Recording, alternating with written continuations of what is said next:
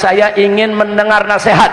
Saya punya sahabat, saudara, kita punya guru semua, itu Profesor Dr. Kiai Haji Abdus Somad hafizahullah ta'ala wara'ah. Jadi banyak tanda-tanda yang tak ada waktu almarhum hidup, sekarang ada.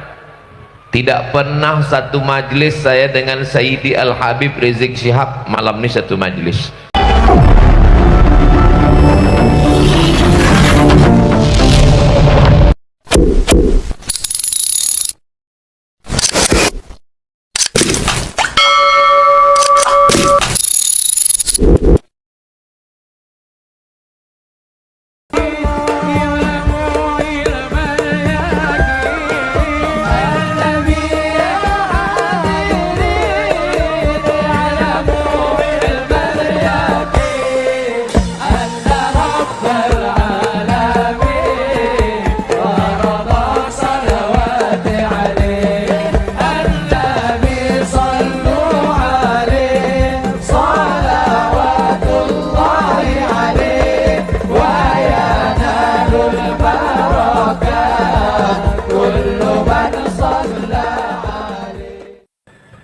Assalamualaikum warahmatullahi wabarakatuh.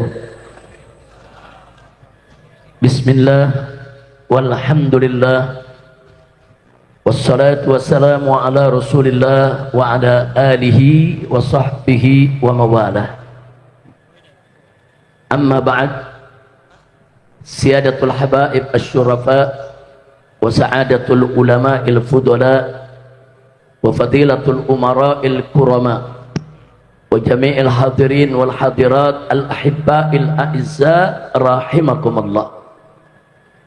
Fi hadhihi al munasabati as-sa'idah wa bimithli hadha al ijtima'il mubarak la ansa an usiyakum jami'an wa nafsi bi taqwallah wa bi ta'ati Rasulillah sallallahu alaihi wasallam.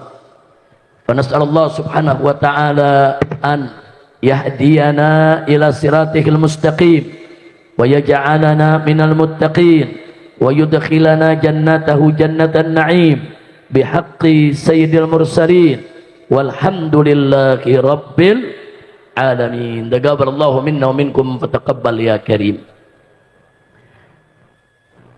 Ahiba'il kiram, acara demi acara dari semenjak sore tadi sudah sama kita ikuti satu acara yang luar biasa sampai malam hari ini. Acara ini begitu menggembirakan. Acara ini patut untuk kita syukuri dan harus kita apresiasi dan kita berikan penghargaan kepada segenap panitia penyelenggara yang telah menggelar acara ini. Bagaimana tidak menggembirakan, dalam acara ini kumpul para habaib kita, para ulama kita, para umarok kita. Para umaroknya mulai dari Bapak Gubernurnya, wakilnya, Pak Wali Kotanya, wakilnya. Begitu juga dari TNI, dari Polri-nya, semua hadir bersama kita. Mudah-mudahan kehadiran beliau-beliau bersama kita ini menjadi bukti kebersamaan kita, bukti persaudaraan kita, dan insya Allah menjadi motivasi bagi kita semua untuk selalu membangun kebersamaan dan membangun persaudaraan di antara kita insya Allah. Dan hari ini luar biasa.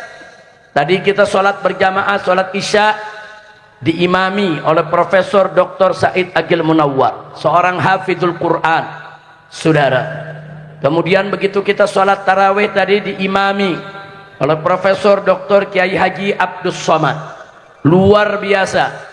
Ulama-ulama kita yang tadi mengimami sholat kita, memimpin daripada acara ini. Mudah-mudahan dari semenjak tadi kita sholat maghrib, sholat isya, sholat tarawih, semua diterima oleh Allah subhanahu wa ta'ala, dilipat gandakan ganjarannya, dan bisa menjadi penyebab turunnya rahmat dan barakah. Dan semoga tidak kita pulang dari tempat ini kecuali dosa kita diampuni, kesalahan kita dimaafkan, penyakit kita disembuhkan, kesulitan kita dimudahkan, kesempitan kita dilapangkan, rumah tangga kita diharmoniskan, pencarian nafkah kita semua diberkahi, hutang-hutang kita dilunaskan, dan kita mendapatkan kebahagiaan dari dunia hingga akhirat. Amin ya rabbal alamin. Nah, sebagaimana sama kita maklumi malam hari ini, setelah acara demi acara kita lalui, akhirnya sampailah kita kepada acara mengingat 40 hari daripada wafatnya orang tua kita, ayahanda kita semua, almarhum wal maghfurullah, yaitu Bapak Kemas Haji Abdul Halim rahimahullahu rahmatan wasi'ah. Tadi sebelum maghrib saya sudah sampaikan kepada segenap jamaah sejumlah kelebihan-kelebihan, keutamaan-keutamaan yang dimiliki oleh almarhum. Ada 15 poin tadi saya sampaikan satu persatu, yang semuanya merupakan kebanggaan kita. Kita mengenal daripada almarhum. Tadi kita sebutkan antara lain, yang pertama, beliau adalah seorang pribumi yang patut kita banggakan, yang semenjak muda seorang pekerja keras, itu yang kedua. Yang ketiga, akhirnya Allah berikan beliau menjadi seorang pengusaha yang sukses karena uletnya saudara, rajinnya saudara, getapnya di dalam berjuang, di dalam bekerja. Akhirnya Allah bukakan pintu rizki untuk beliau dan keluarganya. Nggak sampai di situ, yang keempat juga tadi sudah kita sampaikan bahwa beliau ini seumur hidupnya begitu dekat dengan para habaib dan ulama, dekat sekali saudara. Dan yang kelima tadi sudah disebutkan, disinggung oleh Bapak Gubernur kita, puluhan masjid yang beliau bangun. Itu 68 yang beliau bangun sendiri, belum yang beliau bantu untuk renovasi, untuk perbaikan. Itu baru masjid tadi cerita, nggak sampai masjid aja, berapa banyak pondok pesantren, majelis-majelis taklim, madrasah-madrasah, baik di Sumatera maupun di Jawa sana, dibantu oleh almarhum saudara. Jadi dekatnya beliau dengan habaib. Yang keempat tadi, yang kelima bagaimana, yaitu bantuan-bantuan beliau untuk kegiatan-kegiatan dakwah. Dan yang keenam, beliau memang seorang pendukung dakwah saudara. Beliau kenal dai dari mulai yang paling lembut sampai yang paling tegas. Semua ada, semua dekat dengan Haji Abdul Halim. Dai-dai yang lembut, dai-dai yang santun, dai-dai yang kalau bicara kalimatnya menusuk kalbu saudara, sampai dai-dai yang tegak amar ma'ruf nahi munkar, semua dikenal baik. Bukan hanya dikenal, tapi dijalin hubungan yang begitu dekat dengan almarhum. Alhamdulillah. Dan gak sampai di situ, almarhum ini termasuk orang saudara, kalau nggak ngerti hukum bertanya. Selalu beliau bertanya kepada habaib, kepada ulama, kepada kiai dalam hal apa saja. Di samping saya ada Profesor Dr. Said Agil Munawwir. Berapa kali beliau dipanggil, berapa kali beliau ditelepon, berapa kali beliau dihubungi hanya untuk mempertanyakan pertanyaan-pertanyaan soal agama. Tentang zakat umpamanya, bagaimana sih cara bayar zakat, bagaimana sih cara ngitungnya, kepada siapa sih mesti diberikan, didistribusikan, semua ditanyakan. Bahkan pada saat saya ada di Mekah 3,5 tahun, nggak segan-segan beliau telepon ya kawan, hanya untuk bertanya satu persoalan. Nah, jadi memang mestinya umat Islam begitu, kalau nggak tahu ya bertanya saudara. Fas'alu ahla dzikri in kuntum la ta'lamun, perintah Allah. Kalau anda tidak mengetahui tentang sesuatu, maka bertanyalah kepada para ulama, para fuqaha, kepada ahlul Quran yang mengetahui persoalan. Itu diamalkan oleh almarhum Haji Abdul Halim saudara. Luar biasa, beliau tanya kepada siapa aja, ulama-ulama yang datang, ada aja persoalan-persoalan yang beliau tanyakan. Nah, jadi ini bagian daripada kebaikan-kebaikan yang luar biasa. Tidak sampai di situ saudara, setiap bulan kita lihat dermanya untuk aitam, anak-anak yatim, untuk fakir miskin, untuk janda-janda lemah saudara, nggak pernah berhenti, bagaikan air itu bantuan terus datang mengalir kepada mereka. Sudah, subhanallah, subhanallah, berapa banyak begitu beliau meninggal dunia orang kehilangan saudara, kehilangan tulang punggung, kehilangan yang selama ini mengulurkan tangan, kehilangan orang tua yang selalu membelai, mengayomi dan membantu mereka saudara. Nggak sampai di situ saudara, beliau buka lapangan kerja sampai puluhan ribu orang mendapatkan pekerjaan saudara, nggak main-main. Kalau mau dihitung saudara, seumur hidupnya sudah berapa ratus ribu orang yang diberikan pekerjaan, itu oleh almarhum Haji Abdul Halim, saudara. Beliau banyak bekerja, nggak banyak ngomong. Ada orang banyak ngomong, janji menyediakan 10 juta lapangan kerja, tapi nggak pernah ada tuh lapangan. Janji saudara menyediakan lapangan kerja 15 juta, tapi satu lowongan nggak ketemu. Ada nggak yang begitu? Ada. Ya udah, sama-sama tahu ya. Saudara almarhum Haji Abdul Halim nggak begitu, saudara. Nggak banyak ngomong, nggak teriak, saya sediakan lapangan kerja, saya akan sediakan pekerjaan. Tidak, beliau kerja nyata, buka pabrik, buka kebun, buka usaha, disediakan lapangan kerja untuk masyarakat. Alhamdulillah. Saya mau tanya, yang begitu bagus tidak? Bagus tidak? Takbir. Sallu ala nabi. Selain itu saudara, almarhum semasa hidupnya Masya Allah, saudara, Masya Allah, satu yang tidak akan pernah saya lupakan. Ya, di sini juga mungkin Pak Gubernur perlu tahu, dengan Wakil Gubernur perlu tahu. Salah satu kunci kesuksesan aksi 212 di Jakarta adalah almarhum Haji Abdul Halim, saudara. Kenapa? Banyak ulama, banyak habib, banyak kiai dibeliin tiket pesawat buat ikut aksi 212, saudara. Masyarakat saudara yang dibawa dikasih bis, dikasih mobil, puluhan bis datang ke Jakarta hanya untuk 212, saudara. Untung dulu nggak ketahuan sama Jokowi. Kalau ketahuan, wah bisa diubar. Nah, itulah artinya apa? Haji Abdul Halim ini main di belakang layar, nggak teriak, nggak teriak, dikumpulin habib. Siapa yang mau ke Jakarta? Siapa yang mau ikut berjuang? Siapa yang mau bela Al-Quran? Siapa yang mau ikut 212? Ditanyakan, habaibnya kiai kita siap ikut, disediakan tiket pesawatnya, saudara.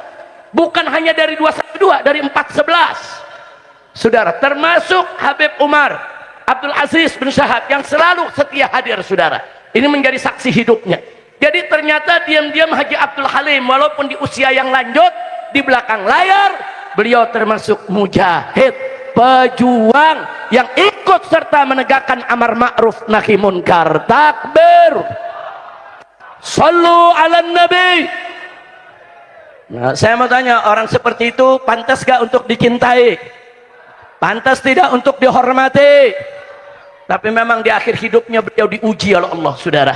Ada yang iri, dengki, hasut, saudara, melakukan aneka ragam fitnah, saudara. Tapi tetap Allah selamatkan beliau.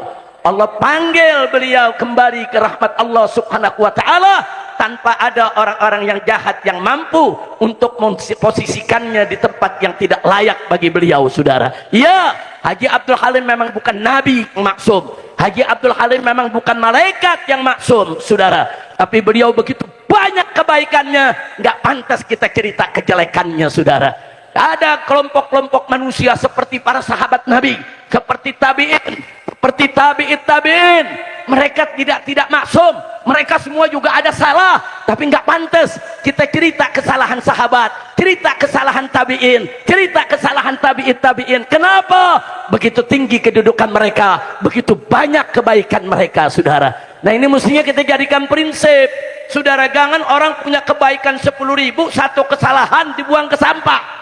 Enggak begitu hidup, saudara. Enggak begitu hidup, saudara. Berapa banyak kebaikan saudara yang dilakukan oleh manusia, tamhur sayyi'at, dia mampu untuk menghapus segala kejelekan. Nah, karena itu sekali lagi Allah sayang kepada Haji Abdul Halim. Haji Abdul Halim akhirnya dipanggil oleh Allah subhanahu wa ta'ala, dan beliau wafat dalam keadaan mazlum, dizalimi oleh orang-orang yang jahat. Tentu orang yang menzalimi yang akan mendapatkan balasan, dan Allah tidak akan diam dari kezaliman, saudara.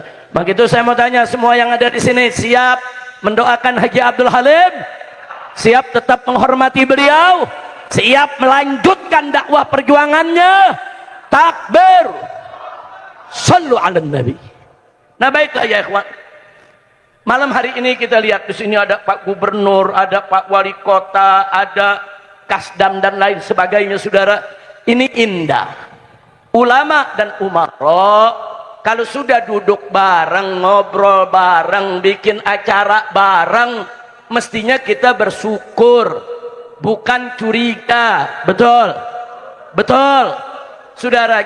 Kita jangan curiga kepada umaroknya, apalagi curiga kepada ulamanya. Jangan. Ada satu hadis, saudara, yang Nabi mengatakan sinfan minan nas, In saluhat saluhan nas wa fasada fasadan nas. Ada dua golongan manusia yang kalau kedua ini baik, maka masyarakat akan ikut baik. Kalau dua golongan ini buruk, maka masyarakat akan ikut buruk. Siapa mereka? Ulama wal umara. Golongan ulama dan umara. Ada mengatakan, Habib, itu hadisnya maudhu, palsu. Jadi jawab, iya, hadis itu palsu menurut Albani. Nah, saudara, tapi menurut Abu Nu'aim Al-Asfahani, saudara, menurut ulama-ulama salaf jauh sebelum Albani, hadis itu dhaiful isnad, sahihul makna. Hadis tersebut ya sanadnya memang dhaif, tapi maknanya benar, saudara. Nah, lalu bicara tentang hadis dhaif, saudara, kita ini ahlus sunnah wal jamaah tidak menolak hadis dhaif bulat-bulat. Saudara, kita bukan pengikut Albani. Bukan. Kalau pengikut Albani, saudara, hadis dhaif dan hadis palsu disamakan. Semuanya dibuang ke tong sampah. Enggak begitu, saudara. Baik, kalau hadis sahih atau hadis hasan, wajib kita jadikan dalil dalam setiap masalah. Ini rumus ini. Nah, baik. Hadis sahih dan hadis hasan wajib dijadikan dalil dalam setiap masalah. Masalah akidah, atau masalah hukum, atau masalah akhlak, atau masalah fadhailul a'mal. Wajib. Lalu bagaimana kalau hadis maudhu, hadis palsu? Hadis palsu haram dijadikan dalil dalam tiap masalah. Nggak boleh. Kalau hadis palsu, buang ke tong sampah, saudara. Nggak boleh kita jadikan dalil, baik dalam akidah maupun hukum, maupun begitu juga dalam soal akhlak. Haram. Pertanyaannya lalu bagaimana hadis dhaif? Saudara, hadis dhaif dibagi-bagi oleh ulama. Ada yang dhaifnya yasir, ada yang mutawassit, ada yang syadid, ada yang dhaifnya ringan, ada yang dhaifnya sedang, ada yang dhaifnya berat, saudara. Yang dhaifnya ringan dan dhaifnya sedang, saudara, bisa dan boleh diamalkan selama memenuhi sejumlah persyaratan yang sudah ditetapkan, saudara. Seperti apa, saudara? Hadis dhaif tentang targhib wa targhib, saudara, tentang targhib wa targhib. Hadis dhaif untuk dakwah, hadis dhaif untuk memotivasi umat, saudara. Enggak apa-apa, boleh dipakai, silakan, saudara. Seperti apa hadis dhaif, saudara? Utlubul ilma minal mahdi ilal lahdi, dhaif, tapi dipakai oleh ulama di mana-mana tempat. Kenapa? Litarghib, litarghib, untuk mendorong umat akan mereka belajar setiap saat, saudara. Boleh. Hadis dhaif selama tidak berat, selama dia tidak palsu, boleh untuk dijadikan dalil dalam hal-hal fadhailul a'mal, untuk dakwah, untuk taujih, untuk irsyad, untuk raqaiq, saudara, dan lain sebagainya, dan lain sebagainya. Termasuk hadis yang barusan kita bawa, dhaiful isnad, sahihul makna. Ya, ulama semua terima. Memang ada dua golongan manusia, kalau mereka baik, masyarakat akan ikut baik. Kalau duanya jelek, masyarakat akan ikut jelek. Siapa? Al ulama wal umara. Kalau ulamanya baik, umaroknya baik, niscaya masyarakat akan ikut baik, saudara. Kenapa? Karena ulama membimbing masyarakat ke arah kebenaran dan kebaikan dalam urusan agama, dan umara membimbing masyarakat dalam arah kebenaran dan kebaikan dalam urusan dunianya, saudara. Sehingga masyarakat niscaya akan baik. Tapi kalau sudah umaroknya jelek, ulamanya jelek, umaroknya jahat, ulamanya jahat, kesian, masyarakat akan tersesat, saudara. Na'udzubillah min dzalik. Maka itu saya mau tanya nih semua di sini, mau tidak ulamanya baik? Setuju tidak? Mau tidak umaroknya baik? Dukung tidak? Takbir.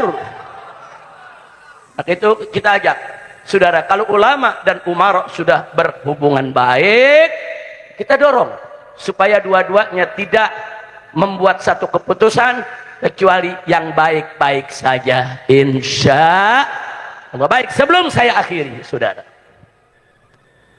kemarin ada rombongan ulama diundang oleh presiden untuk buka bersama, bincang dengan presiden, diskusi soal Palestina dan lain-lainnya, saudara.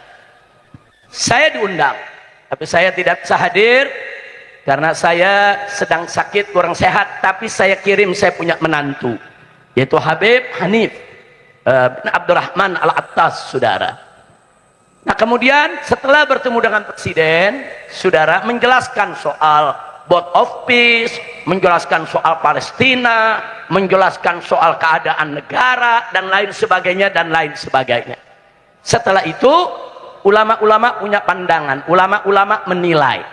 Ada yang kemudian mendukung, ada juga yang tetap tidak mendukung putusan tersebut. Ada yang sampai saat ini tetap mengkritisi. Nggak apa-apa, saudara. Yang penting presiden sudah mengundang ulama, undang kiai, yang diundang nggak main-main, saudara. Kiai-kiai sepuh, pimpinan pondok-pondok pesantren yang godim, saudara. Nggak main-main, dari Lirboyo, dari Tebu Ireng, saudara. Dari mana-mana ulama-ulama diundang, saudara. Bagus. Saya bersyukur presiden mengundang ulama, mengundang habaib, mengundang kiai, diajak diskusi, memaparkan rencana-rencananya, ulama mengkritisi. Bagus, memang mestinya begitu. Kalau perlu tiap bulan diskusi dengan ulama, betul? Takbir. Cuman kadang-kadang ada bocil-bocil kurang ajar. Tahu bocil ya? Nah kalau bocil nih bahasa gen Z apa gen alpha nih? Kurang ajar, ulama langsung dimaki-maki, saudara. Apa dia bilang, ini ulama-ulama kalau udah masuk istana keluar, mereka jadi budak hawa nafsu. Mereka semua tersesat, mereka semua ngejilat. Inna lillahi wa inna ilaihi raji'un. Enggak boleh begitu suudzon. Ada lagi yang lebih kurang ajar. Apa dia bilang? Walaupun sejuta ulama sudah setuju kepada presiden, saya tetap tidak setuju. Kayak lebih hebat dari ulama dia. Enggak tanggung-tanggung, dia bilang sejuta ulama walaupun sudah sepakat tetap saya tolak. Ente siapa, Cil? Ente siapa? Kalau sudah sejuta ulama sepakat, itu bisa ijma itu, saudara. Ulama enggak mungkin sepakat dalam kesesatan. Satu dua ulama mungkin salah jalan, tapi semua ulama sepakat dalam maksiat, sepakat dalam sesat, mustahil.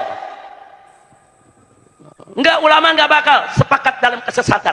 Kalau ada kesesatan yang disodorkan oleh segelintir ulama, pasti ulama-ulama yang hak akan bicara, ulama-ulama yang hak akan mengkritisinya, saudara. Jadi jangan mukul rata. Ente siapa? Viral, saudara, di medsos, walaupun sejuta ulama sepakat, saya tetap tidak setuju. Lu siapa? Bocil. Suruh ngaji dulu, nggak boleh begitu. Dia nggak setuju dengan pendapat ulama, silakan. Dia nggak mau ikut pendapat ulama, silakan. Tapi jangan terus menggeneralisir semua ulama, nggak benar. Nggak boleh juga langsung melepas diri. Sejuta ulama sepakat, saya tetap tidak setuju. Nah kenapa ini saya sampaikan? Ini bahasa-bahasa begini bahaya. Karena banyak anak-anak kita sekarang ini, Pak, Bu, maaf ya. Nih Bapak Ibu, maaf. Dulu kami kalau belajar, termasuk Kiai Haji Abdus Somad, kita punya guru, kita punya syekh, kita punya dosen. Tapi sekarang ini anak-anak muda kita belajarnya sama syekh Google. Ada lagi syekh AI, ada lagi syekh Grok, ada lagi syekh apa lagi tuh? ChatGPT. Ya Allah, bukan nggak boleh buka AI, bukan nggak boleh memanfaatkan Google, bukan. Tapi kalau mau belajar agama, wajib ada syekh, wajib ada guru, wajib nuntut ilmu ke ulama. Kira-kira jelas tidak? Paham tidak? Tapi kalau gurunya ke Google, ke AI, ya begitu hasilnya. Walaupun sejuta ulama sepakat, saya tetap tolak. Pala lu bomenya. Ini akibat bergurunya sama Google, sama AI. Jangan, saudara. Jangan. Presiden panggil ulama, bagus. Ulama diskusi dengan presiden, bagus tidak? Bagus. Nah soal nanti ada ulama yang setuju, nggak setuju, nggak apa-apa. Biarkan, kita hidup dinamis, saudara. Islam ini nggak kaku. Kira-kira jelas tidak? Paham tidak? Nah sekarang saya mau tanya nih, kalau ulama dipanggil presiden, diskusi, saya mau tanya, jelek apa bagus? Jelek apa bagus? Jelek apa bagus? Nah kalau ulama diundang presiden, gak boleh datang. nggak boleh dekat sama presiden. Ya nanti kalau ulama nggak boleh dekat sama presiden, nanti yang peluk presiden mafia, nanti yang rangkul presiden oligarki, nanti yang dekat presiden koruptor, nanti presiden dikelilingi oleh bandit-bandit penjahat. Betul? Nah sekarang saya mau tanya, Anda mau yang mana? Presiden dirangkul ulama atau dirangkul penjahat? Dirangkul mafia atau dirangkul ulama? Dirangkul koruptor atau dirangkul ulama? Giliran ulamanya mendekat difitnah langsung. Astagfirullahaladzim. Jangan ya Pak. Percayalah saudara, mayoritas ulama di kita punya negeri alhamdulillah masih di jalan lurus, mereka nggak bisa dibeli. Kalau ada oknum-oknum satu dua yang bisa dibeli, itu oknum saudara. Ulama-ulama kita di pondok-pondok pesantren, di majelis-majelis taklim, di mimbar-mimbar, di mana-mana tempat, alhamdulillah mereka masih lurus, masih tetap menegakkan amar ma'ruf nahi munkar, insya Allah. Nah paling tidak kemarin ulama setelah bertemu presiden punya kesimpulan. Presiden berjanji, baiklah kalau para ulama khawatir keterlibatan Indonesia itu dibom di lembaga perdamaian Palestina karena di sana ada Amerika dan Israel, kami akan pelajari dan kami akan lihat. Kalau memang nanti kami lihat, oh nggak ada manfaatnya, oh ternyata benar bahaya nih buat kami akan mundur. Paling tidak itu satu komitmen. Presiden udah sampaikan, kita lihat aja ke depan. Mudah-mudahan kita tidak terjebak dalam permainan Amerika dan Israel. Amin. Amin ya Rabbal Alamin. Saya mau tanya semua di sini, siap bela Palestina? Siap bela Palestina? Takbir. Ada yang ngomong Habib, tapi sekarang yang bela Palestina Iran, Syiah. Jadi kita bagaimana Habib? Pak, Bu, kalau ada yang bela Cina, Rusia, yang komunis, tapi dia bela, dia memerdekakan, dia lawan itu Israel, dia lawan itu Amerika, saya akan dukung itu Rusia dan Cina, saudara. Takbir. Ini bukan persoalan madhab, saudara. Ini persoalan kemanusiaan, persoalan keadilan, persoalan kemerdekaan Al-Masjidil Aqsa yang sudah 76 tahun. Dan Israel dipersenjatai oleh Amerika dan negara-negara Arab sekitar Palestina diam, bungkam, nggak berani untuk melawan dua kekuatan tersebut, saudara. Begitu sekarang ada saudara muslim kita dari Iran melawan, dukung. Kalau kita mendukung Iran bukan berarti kita Syiah, tidak, kita tetap Ahlus Sunnah wal Jamaah. Kita Ahlus Sunnah, siap jaga Ahlus Sunnah, siap bela Ahlus Sunnah, siap mati dalam Ahlus Sunnah. Takbir. Jadi kalau Rusia perang lawan Israel, perang lawan Amerika, merdekain Palestina, kita bela Rusia, apa berarti kita komunis? Enggak. Lalu kita bela Cina, hantam itu Israel, apa berarti kita komunis? Enggak. Kira-kira jelas gak? Tapi saya sepakat, akidah Ahlus Sunnah bentengi, akidah Ahlus Sunnah jaga. Yang di luar Ahlus Sunnah, saudara, jangan coba-coba untuk merusak Ahlus Sunnah. Mudah-mudahan Allah berikan kemenangan kepada umat Islam. Amin ya Rabbal Alamin. Maka itu di malam hari ini, saudara, mudah-mudahan dengan karamahnya para ulama kita, para kiai kita yang hadir di tempat kita, begitu juga dengan kebaikan daripada almarhum, kita tawassul supaya Allah memberikan kemenangan kepada umat Islam, agar Allah hancurkan pendukung-pendukung, Allah hancurkan itu semua yang ingin menghancurkan Palestina dan Al-Masjidil Aqsa. Ala hadhihi an-niyyah wa li kulli niyatin salihah wa li 'azamatil Fatihah bi sirril Fatihah.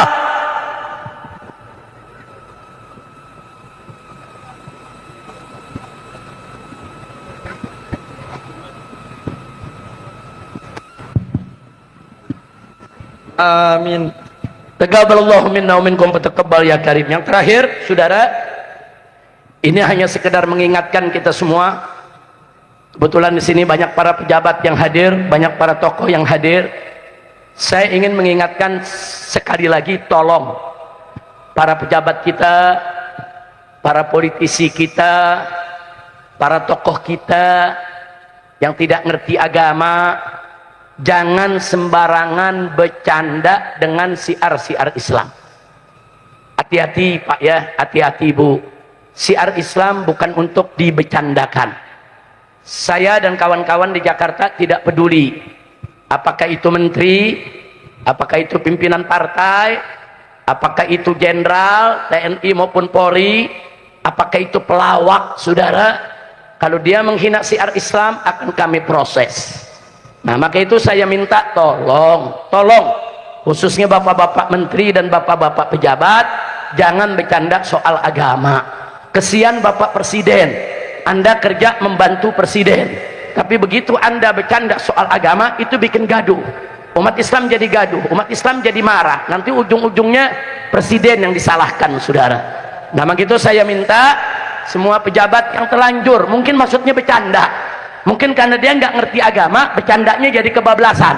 Nah, kalau sudah terlanjur kebablasan, tubu ilallah, taubatlah kepada Allah, istighfar, mohon ampun, jangan diulangi. Banyak Pak Bu, pejabat-pejabat kita ini dari zaman beberapa dekade yang lalu sampai seorang presiden ada yang menghina rukun iman, saudara, tentang iman bil ghaib.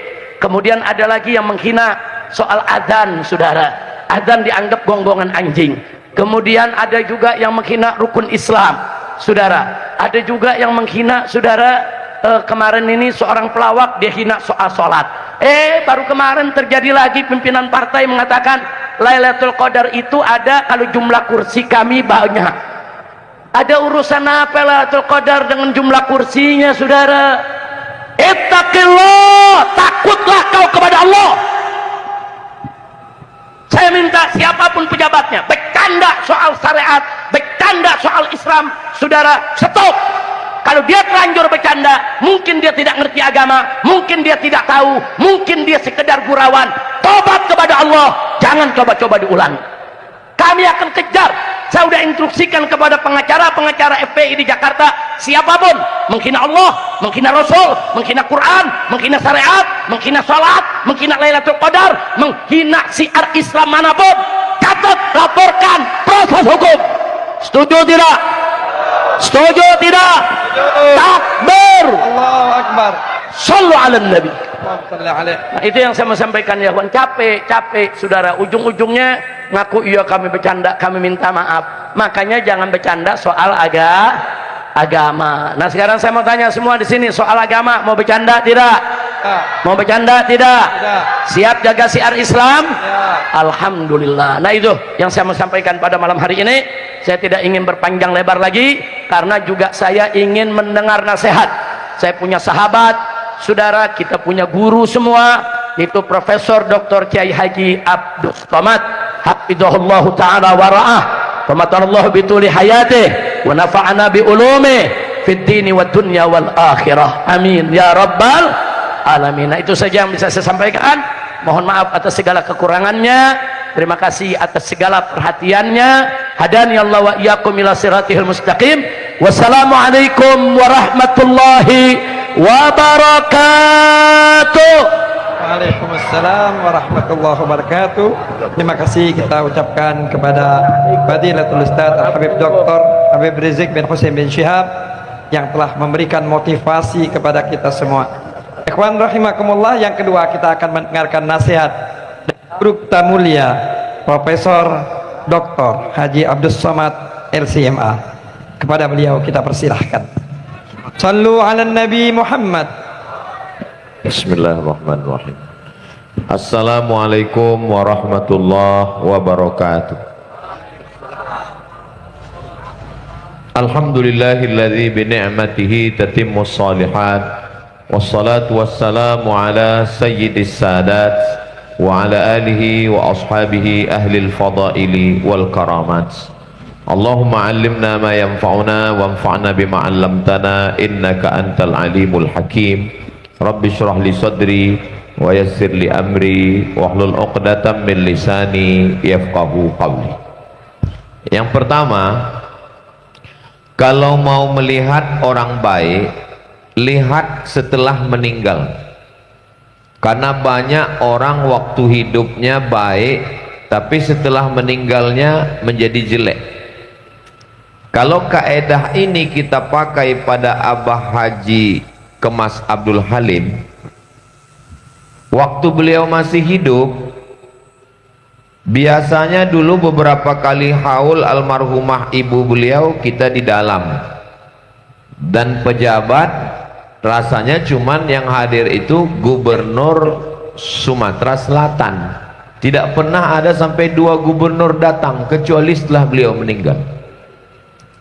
Dan sepanjang acara haul almarhumah ibunda beliau, tidak pernah saya satu majelis dengan Sayyidi Al-Habib Rizik Syihab. Jadi menurut hemat saya, tanda-tanda kaedah itu kalau orang sudah meninggal, orang lebih ramai, orang lebih banyak berkumpul, maka insya Allah kehadiran kita malam ini menunjukkan Abah Haji Abdul Halim adalah orang baik, insya Allah. Malam ini hadir Bapak Wali Kota, Bapak Gubernur, Wakil Gubernur yang hampir jadi imam tadi, kata Pak Gubernur. Bapak Kasdam mewakili Panglima. Kalau Tuan pergi ke kali jangan lupa petik delima. Kalau selalu mewakili lama-lama jadi Panglima. Hadir juga yang mewakili Kapolda. Kalau Tuan pergi ke kali jangan lupa minum kelapa muda. Kalau selalu mewakili lama-lama bisa jadi Kapolda. Udah, kalau udah lebih 40 mau ngaminkan itu nggak lama lagi tuh Pak. Yang besar tak dihimbau gelar, yang kecil tak disebut nama. Hadirin hadirat, muslimin muslimat, mukminin mukminat, solihin solihat, yang belum kawin dan belum sunat, semua yang hadir ini insya Allah dimuliakan Allah subhanahu wa ta'ala. Jadi banyak tanda-tanda yang tak ada waktu almarhum hidup, sekarang ada.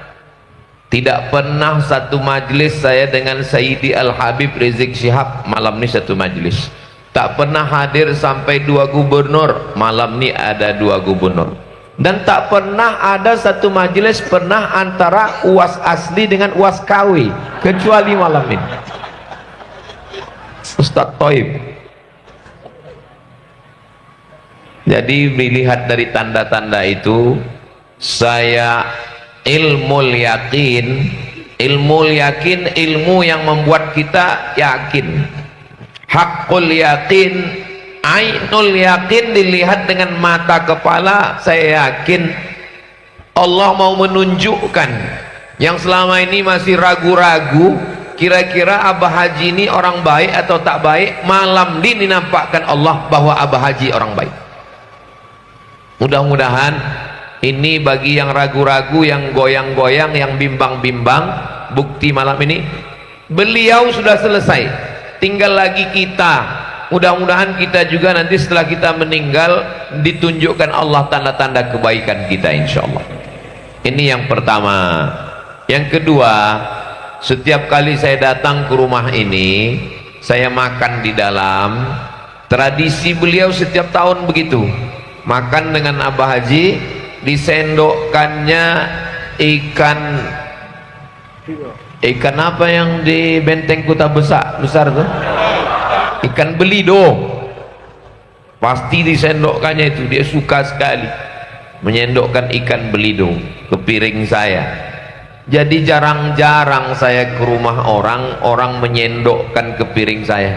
Tinggal ke mulut saya saja yang tidak disendokkan. Dia melihat saya bukan sebagai ustadz, saya rasakan itu.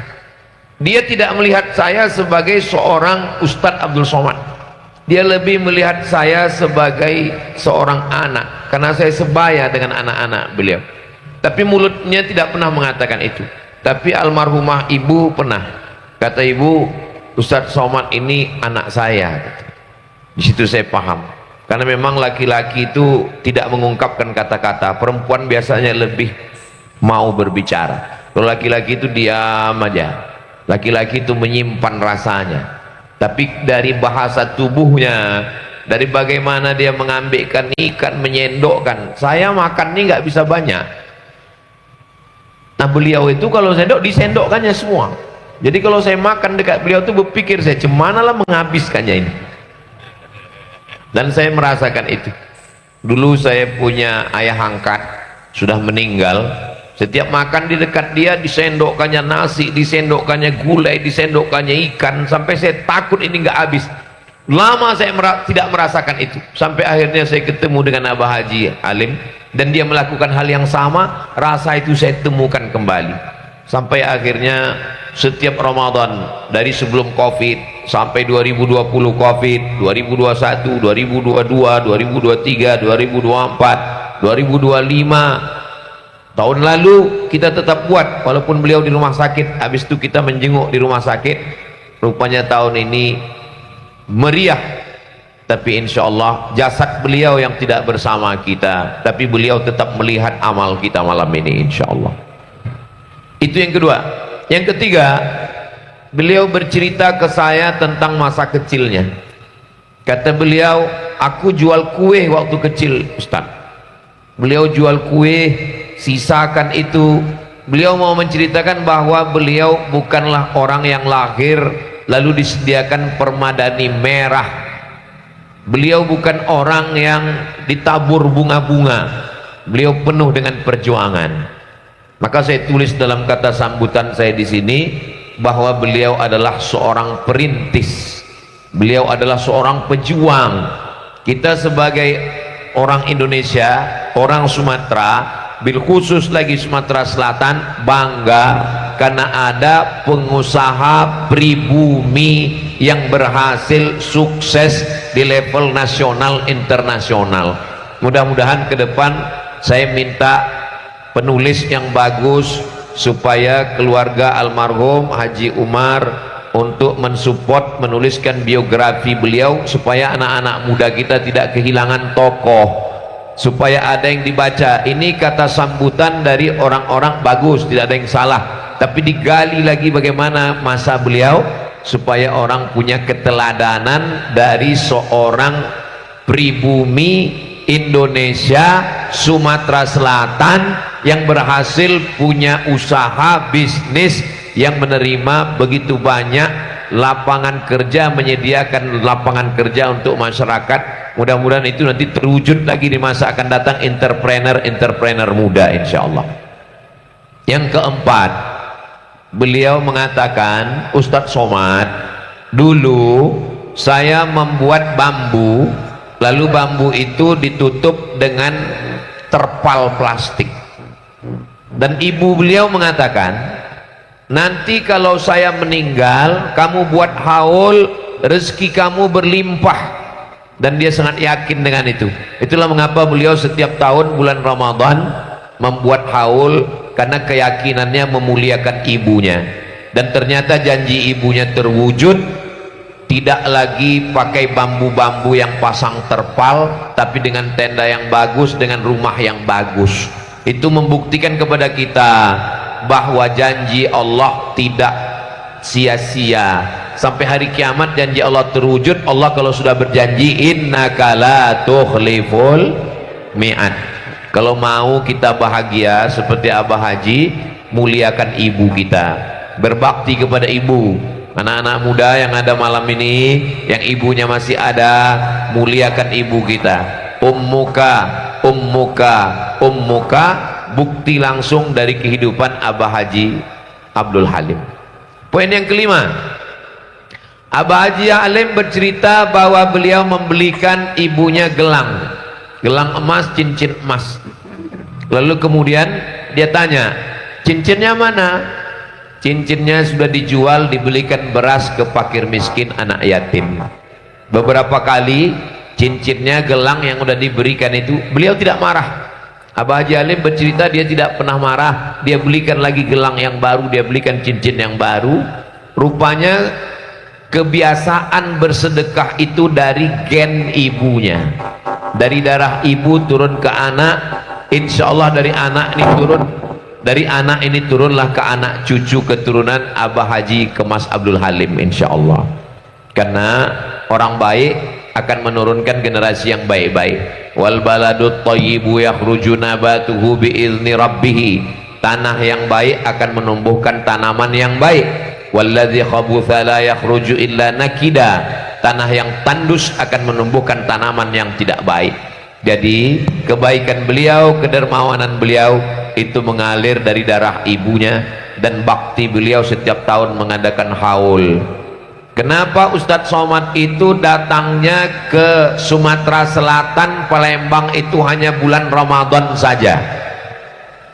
Karena Abah Haji Abdul Halim mengatakan, Ustadz datang di saat haul ibu saya, dan janji tahun lalu pun begitu, nanti Ustadz datang Ramadan. Saya ke setiap provinsi itu datang sekali. Ke Jambi saya datang setahun sekali Pak Gubernur. Ke Sumatera Selatan saya juga datang setahun sekali. Datang hari Jumat, Sabtu, Ahad, Senin pulang. Saya besok Senin pulang, hanya 3 malam, nggak boleh lebih, dikhawatirkan buka cabang. Nah, jadi memang saya datang kemari bulan Ramadan supaya tidak sampai 2-3 kali datang, ditempatkan dengan haulnya almarhumah ibunda beliau. Jadi kalau ada yang bertanya-tanya kenapa Ustadz Somad itu datangnya Ramadan, itulah supaya menempatkan dengan haul itu, itulah kenapa datang Ramadan.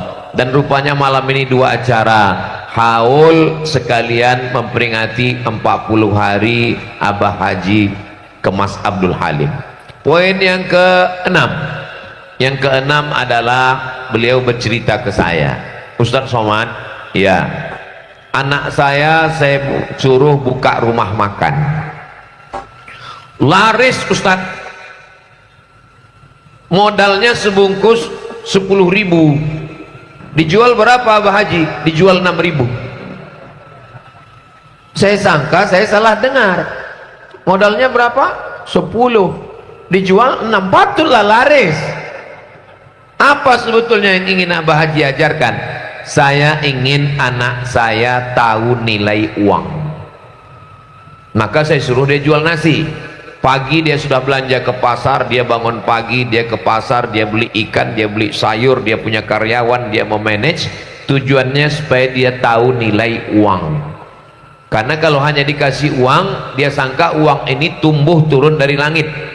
Tapi kalau disuruh dia berusaha, itu saya pegang betul. Jadi saya juga punya anak. Jadi ke depan saya bercita-cita juga ingin membukakan rumah makan, modal 10, jual 6.000 tadi. Tapi jangan lama-lama. Hanya untuk tahap supaya dia belajar saja. Paling tidak dia pergi ke pasar, bangun pagi, dia berdoa, dia punya karyawan, dia tahu nilai uang. Jadi Abah Haji ini walaupun dia punya rezeki yang melimpah, tapi kepada anak-anaknya dia cerita sendiri, dia tetap dengan pendidikan yang ketat yang luar biasa. Nah, ini poin yang ke-5. Poin yang ke-6, dibawanya saya masuk ke kamar, ditunjukkannya buku besar, dia tulis tangan sendiri angka-angkanya itu, berapa keuntungan, berapa infak sodakoh, berapa zakat, ditulisnya detail. Menengok itu saya terasa malu, karena saya beberapa tahun udah nggak nulis lagi. Kita sekarang menulis sudah pakai WhatsApp, menulis pakai laptop. Ketika laptopnya kena virus, tulisan hilang. Beliau berkasnya masih ada. Kenapa? Dia detail menulis dengan tangannya. Dan saya pikir yang membuat salah satu ingatan kuat itu ya karena menulis itu. Dulu 10 tahun yang lalu kami membuka sekolah tinggi paperless, paper kertas, les nggak ada kertas. Karena waktu itu pakai touch screen, semua anak-anak dikasih iPad. Ternyata sekarang di Eropa tidak boleh lagi anak sekolah pakai iPad, mesti balik ke kertas. Karena beda rasanya menulis di kertas, melihat buku dengan melihat PDF yang ada di laptop, yang ada di iPad, yang ada di komputer. Jadi orang coba-coba sebetulnya. Dan Abah Haji tetap istiqomah dengan tulisan-tulisannya. Maka menulislah. Saya siapkan 1 buku di rumah dan saya menulis diari, menulis biografi. Itu saya terinspirasi dari beliau. Menulislah supaya orang di masa akan datang tahu bahwa kau pernah hidup di masa lalu. Berapa waktu yang lalu meninggal seorang ulama ahli mazhab Syafi'i, Syekh Dr. Hasan Hitung. Dan beliau menulis bukunya itu tulis tangan. Dia tulis tangan, baru diserahkan ke percetakan. Percetakanlah nanti yang akan menulis dalam bentuk Word di laptop, baru jadi buku. Tapi buku aslinya ditulisnya dengan tulis tangan. Jadi saya belajar betul dari melihat kehidupan beliau. Poin yang ketujuh,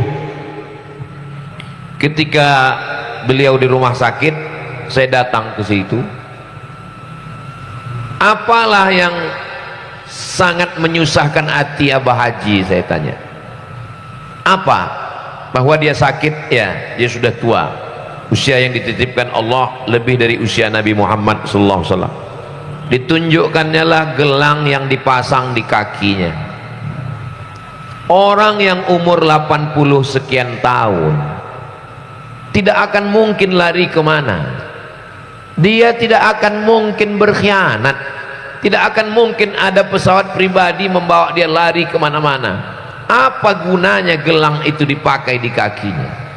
Jadi pejabat-pejabat kita walaupun tidak hadir, tapi tolong kalau tahu namanya, sharekanlah video ini supaya dia berpikir, apalah ta'qilun.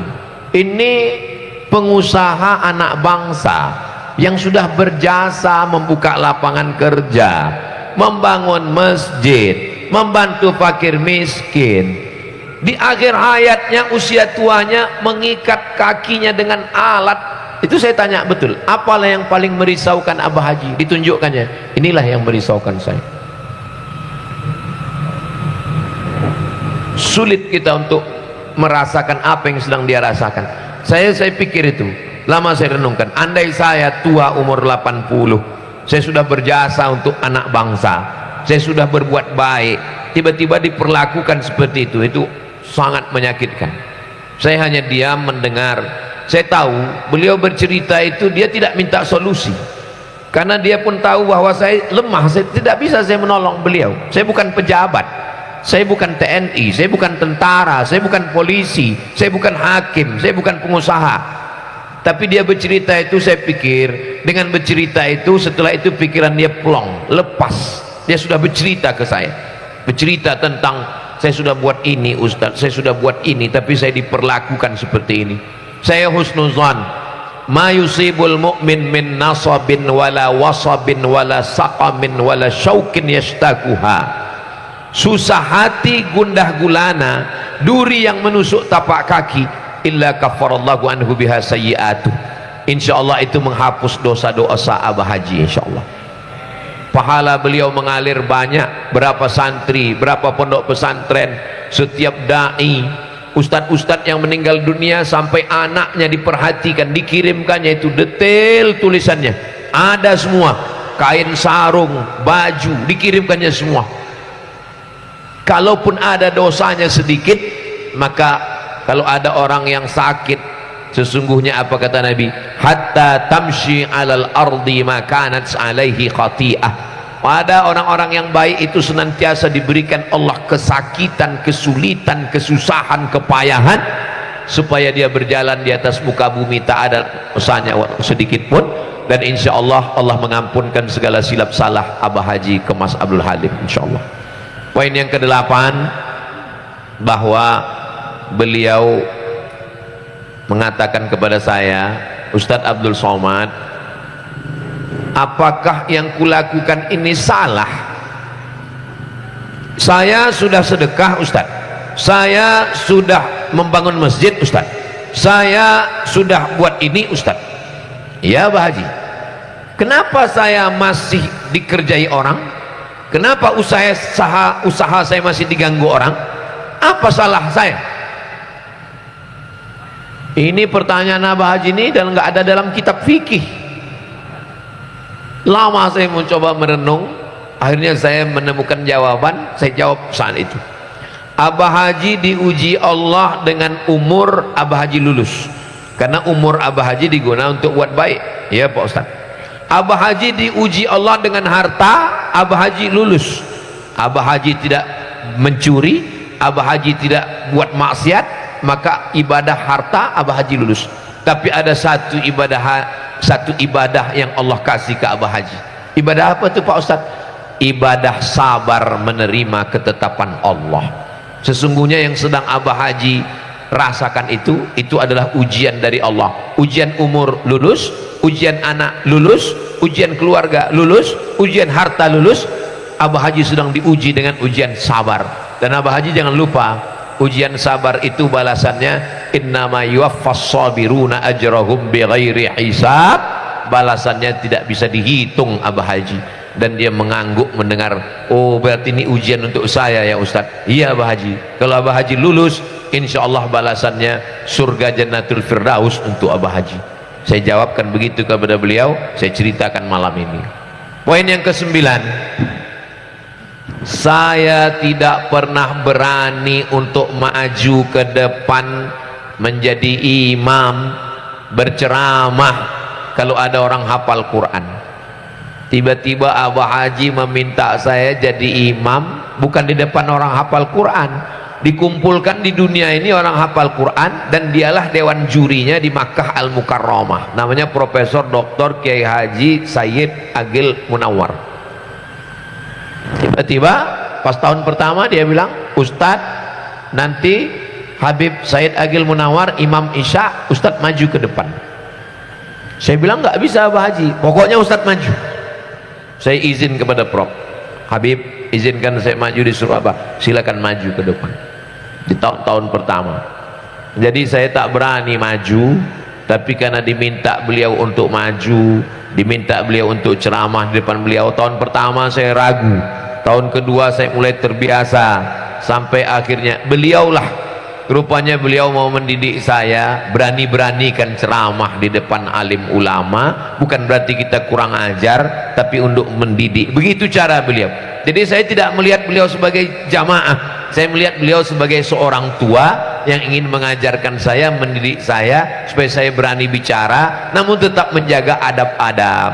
Ada Habib Omar Abdul Aziz, ada Sayyidil Habib Rizik Syihab, ada Sayyidil Habib Profesor Dr. Sayyid Agil Al-Munawar, beserta guru-guru kita Al-Habaib Al-Afadil Al-Ulama Al-Ajila. Akhirnya saya terbiasa berbicara, tapi saya tetap menjaga adab-adab, tata krama, sopan santun, budi bahasa. Jadi kalau ditanya kenapa Ustadz berani ngomong di depan para ulama, Abah Haji itulah yang mendidik saya, tapi tidak dengan cara seorang guru, tapi dengan cara beliau. Saya pikir setelah beliau meninggal saya nggak jadi imam lagi. Makanya saya bilang ke Ustadz Kemas Ali, Ustadz Kemas Ali, ya nanti setelah selesai tarawih nanti di sana baru kita ke sana. Saya bilang habiskan dulu tarawih di sana. Kata Ustadz Kemas Ali, bahaya ini, marah nanti Haji Umar, kata beliau. Nah, akhirnya kami datang, mohon maaf kami terlambat datang karena macet di jalan, lalu kemudian sampai masuk, akhirnya kami melaksanakan sholat, dan mudah-mudahan sholat kita tadi diterima Allah Subhanahu wa ta'ala, dan pahalanya mengalir juga untuk Abah Haji insyaallah. Yang terakhir, poin yang ke-10, wa qul i'malu, beramallah kamu, beramallah. Yang melihat amal kita itu 3. Yang pertama, fasayarallah, Allah melihat. Yang kedua, wa rasuluhu, Rasulullah melihat. Yang ketiga, wal mu'minun, orang beriman melihat. Kata Imam Abul Fida Ismail Ibnu Katsir dalam tafsir Al-Qur'anil Azim, orang beriman melihat maksudnya orang tua yang sudah meninggal melihat amal anaknya. Abah Haji ke Mas Abdul Alim malam ini melihat amal anak-anaknya yang melaksanakan acara ini seperti orang menonton live streaming. Mudah-mudahan anak cucu menantu Abah Haji Abdul Alim semuanya baik-baik, soleh solihah, dipelihara Allah, istiqomah dalam iman dan Islam, amalnya ditonton, dilihat, diperhatikan seperti kita menonton TV secara live langsung. Wa qul i'malu, beramallah, fasayarallah, Allah yang akan melihat, wa rasuluhu, Rasulullah, wal mu'minun, orang beriman. Orang yang sudah meninggal sebut baik-baiknya saja. Uzkuru ma'asina mautakum, orang meninggal sebut yang baik-baik. Adapun yang tak baik tak usah kita sebut, karena manusia ini tak ada gading yang tak retak, tak ada tebu yang tak bebongkol. Segemuk-gemuknya ikan ada tulangnya, sekurus-kurusnya ikan ada dagingnya, sejelek-jeleknya orang ada baiknya, sebaik-baiknya orang ada buruknya. Kalau kawan kita itu baik terus, berarti dia malaikat. Kalau kawan kita itu jahat terus, berarti dia setan. Kawan saya setengah setan Pak Ustadz, dia manusia berarti. Nah, jadi tutupi aibnya, lupakan kebaikan diri kita, ingat-ingat kesalahan kita. Lupakan kesalahan orang, ingat-ingat kebaikan dirinya. Mudah-mudahan kita dijaga, dipelihara Allah Subhanahu wa taala. Tadi saya mulai jam setengah 10 kurang 5, sekarang sudah jam 5 lewat 5, 30 menit sesuai dengan botolnya 300 ml. Itulah yang dapat saya sampaikan. Terima kasih segala perhatian, mohon maaf segala kesilapan dan kekhilafan. Ingat, kita malam ini dikumpulkan orang yang sudah meninggal. Berapa banyak orang hidup mau mengumpulkan orang nggak bisa, tapi ada orang sudah meninggal bisa mengumpulkan orang hidup. Itulah dia Abah Haji Kemas Abdul Halim. Mudah-mudahan Allah membalas segala kebaikannya dan keluarganya diberikan kesabaran, ketabahan, kekuatan menjaga nama baik beliau. Kami, saya semuanya dari hati yang paling dalam melihat Abah Haji Halim sebagai orang tua, melihat beliau sebagai orang baik. Saya bersaksi demi Allah, Abah Haji Kemas Abdul Halim adalah orang baik. Terima kasih atas segala perhatian, mohon maaf segala kesilapan. Saya tutup dengan pantun penutup, menangkap puyuh di Bukit Selasih. Thank you dan terima kasih. Wassalamualaikum warahmatullahi wabarakatuh.